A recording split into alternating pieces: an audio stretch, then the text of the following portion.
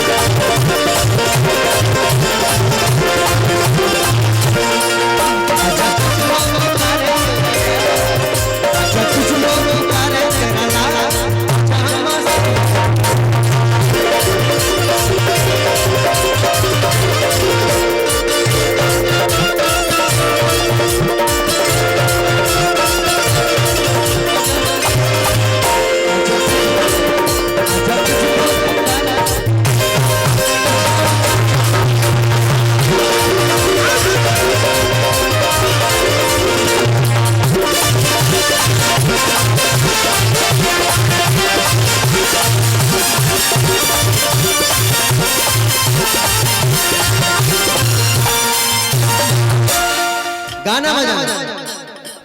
हमनी के जिला के मतलब गाना बजाना सही बात कही सही निशा जी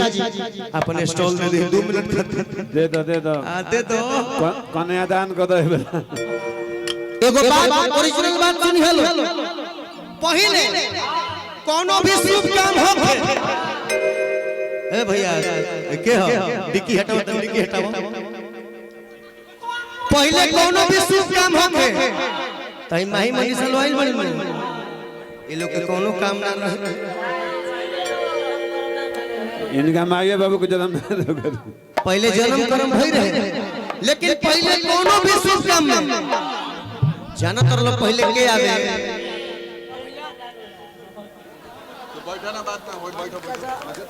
वो बात नहीं है गलती बती होता पहले के आवे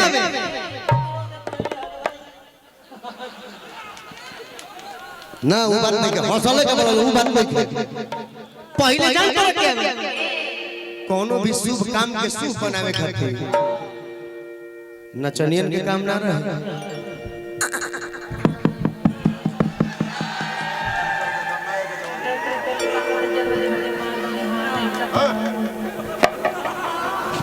उन्हीं को सही थोड़े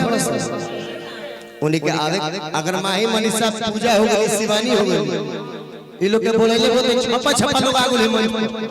लेकिन वो लोग के आवे के तरीका अलग होखे कौना भाव में होखे भातार छापले भेंट कर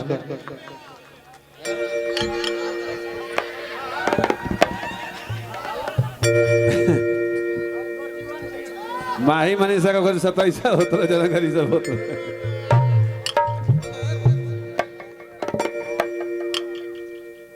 है खाइबू के तोप दी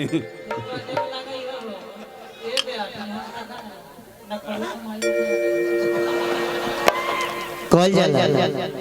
कि गवैया बिना भाव के चूल्हा बिना ताव के मेहरारू बिना छाव के मैं बेकार हमनी के विश्वास करे ले गाना बजाना लोग के हाथना धुंध पड़ता यहाँ टिकुली सटवा तो काम चली लोग रात भयाक से कले बा जागल बा तनी व्यवस्था दो लोग के मनोरंजित करो डांड हमारा सलीमन कौन डांड हिले रे सही बात बा हां ए बबुआ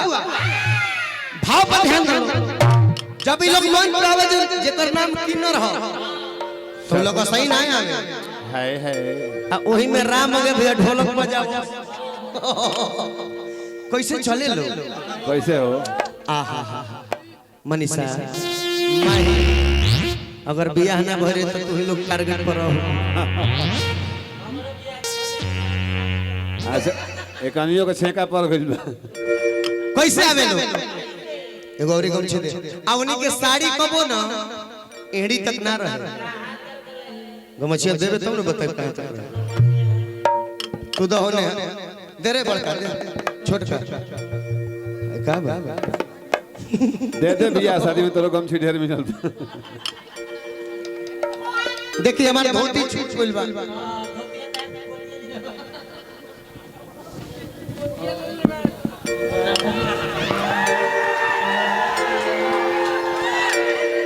जब उन्हीं के मंच पर आवस हो ना ऐसे ना आवस उन्हीं के साड़ी कबड़ी तक ना रहे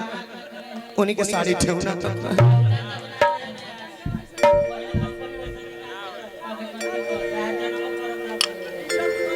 अच्छा हमार जन्म कर्म ना रहे तू जमन हो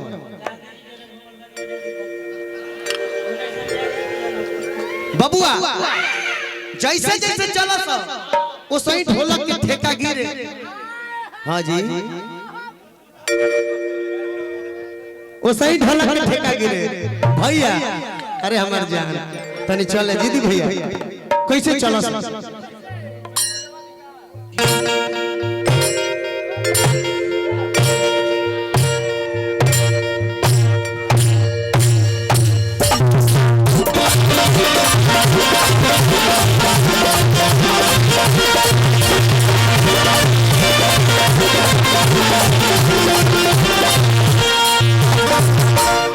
तने थोड़े होते आते आते वो बात कहस रुक रुक रुक रुक रुक रुक भैया आते आते वो बात कहस मुंह ढकल रही है ढकला कह सके जिन शुक्रगुजार ने हमें इस धरती पे बुलवाया है आज जिन शुक्रगुजार ने हमें इस धरती पे बुलवाया है हमारे धीरज भैया को हमारे डीआरएस कंपनी को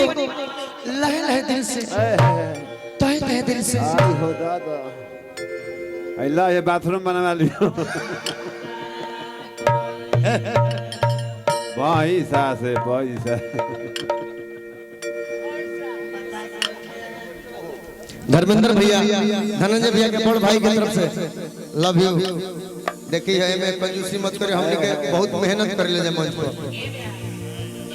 अरे आई लव यू हो गल हमर छोट छोट बाकी बा हां बाबूआ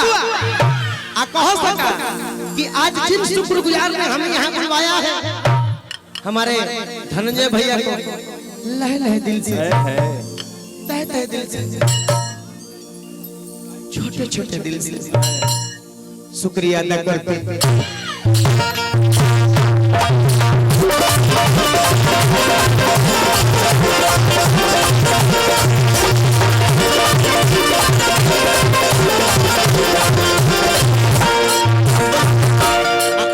थोड़े कहो सर गाना गाओ सकता कि माता जाती पार्वती हर पिता के साथ साथ हमारी बड़ भाई कि लड्डुअन के भोग लगे संत कर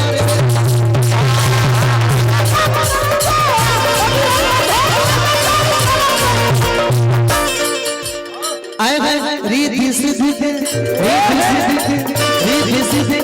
सजना वाए बाबा सजना वाए बाबा